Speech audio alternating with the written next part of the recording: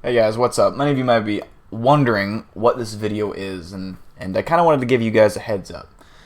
So basically, we've been doing live streams quite often on this channel.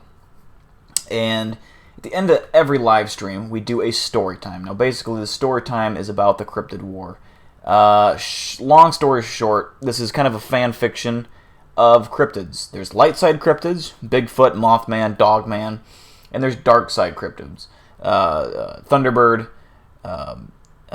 the giant Wendigo, and then one I made up is the Caterpillar Man. Basically, there's two main characters: Serena the Skinwalker, who is kind of like a hybrid. She is a human that turns into a Skinwalker that's 20 feet tall, and then there is me, Bat Squatch, who is a hybrid as well. It turns into a giant, ripped, basically Bigfoot with wings. Bat Squatch that's like 16 foot tall. I'll throw up some charts on the screen now, showing the different sizes. It starts out with the Fae, which is a smaller tribe, cryptid that is shorter, and then it moves up. You see a human there. That's lava. You'll see in the story, and then it works our way up as we get to the bigger cryptids. So you're gonna probably be confused if you're not someone that usually watches this, but I highly suggest you just give it a shot, watch it, see if you like it, and we'll kind of continue on. Now you guys are going to be laughing. Well, that Bat Squatch looks ridiculous. This is an image of what a Bat Squatch probably would look like in the story, but yeah, I thought this was funnier. This isn't supposed to be taken seriously, so yeah, no, I just enjoy, watch it, and let me know what you guys think. Dill and Serena look up at the massive nest atop a mountain and watch as a Thunderbird lurks above. Dill looks at Serena and says, "Let's go," as they continue to hike closer and closer to the mountain.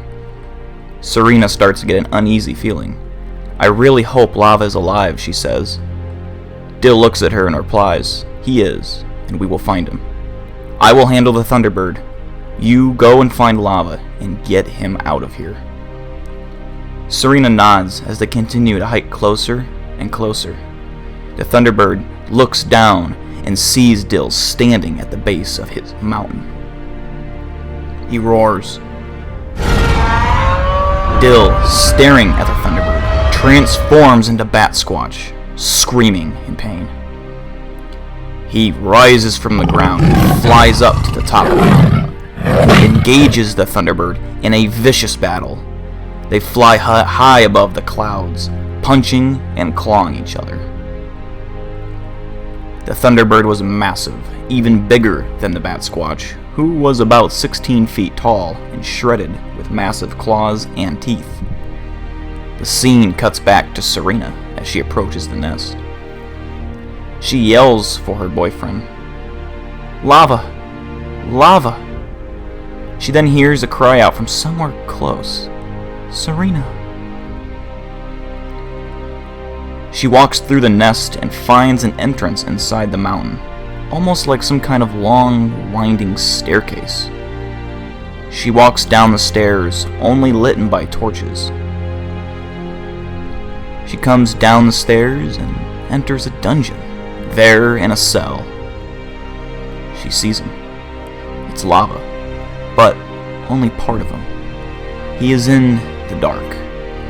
She calls out for him, but he tells her to stay away. Serena looks closer as Lava steps out into the light. Serena is shocked at what she's seeing. Lava is now a half-bionic man. Who did this?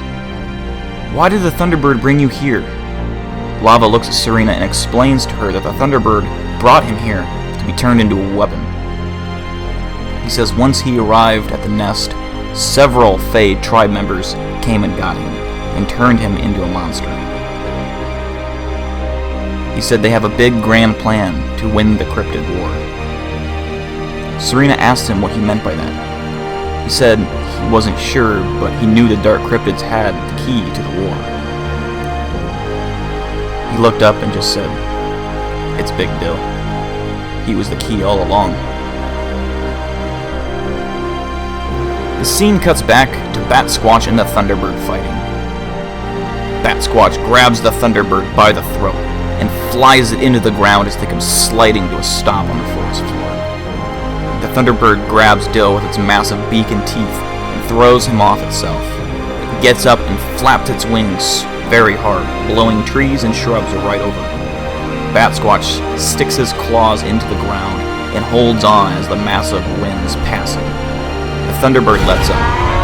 As it lets out another screech, Bat Squatch jumps up and punches it in the beak, and then slides down its body with its sharp claws. He grabs a leg and throws the Thunderbird. He is starting to overpower the Thunderbird quite easily.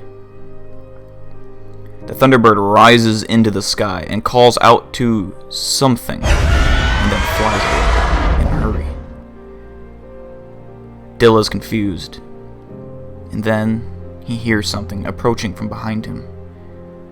He turns around, and there, before him, was the king of the dark cryptids, the most powerful entity to ever exist. It was Caterpillar Man. Dill prepares to fight, but Caterpillar Man tells him he is not here to kill him. He is here to warn Dill. Dill looks at him and demands angrily to know what he's talking about. Caterpillar Man says, "Only through me can you achieve a power greater than any Cryptid. Learn to know the dark side of Dark Cryptid. and you will be able to save your Friends. from certain death." Dill looks confused. "What do you mean?" he replies.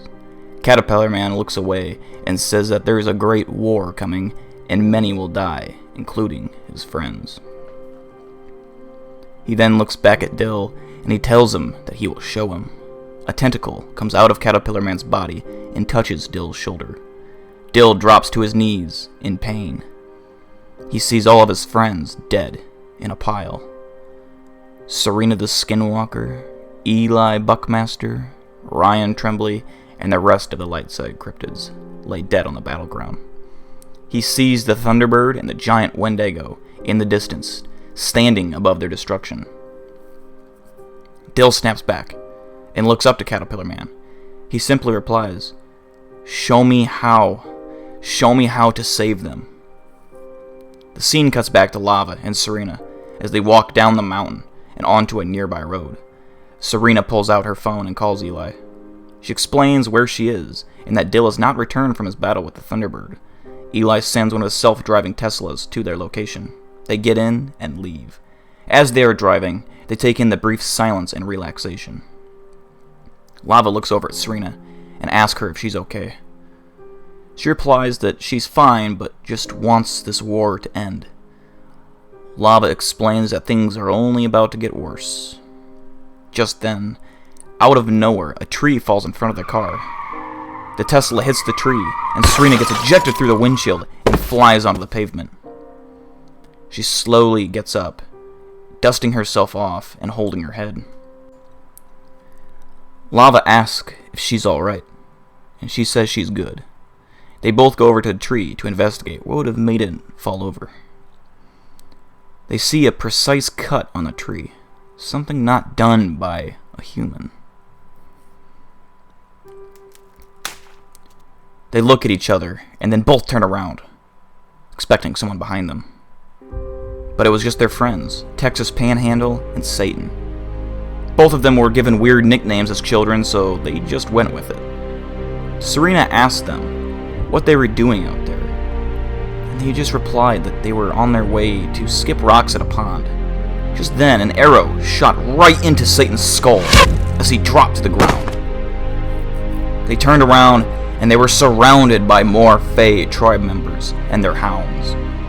They shot another arrow and it hit Texas Panhandle right in the chest. He dropped to the ground and crawled behind a log, clutching his chest. Serena grew and transformed into her Skinwalker self, which was 20 feet tall. And then she accidentally stepped on the log, causing it to roll backwards and crush Texas Panhandle's body. Serena looks down at Lava and asks if he is ready.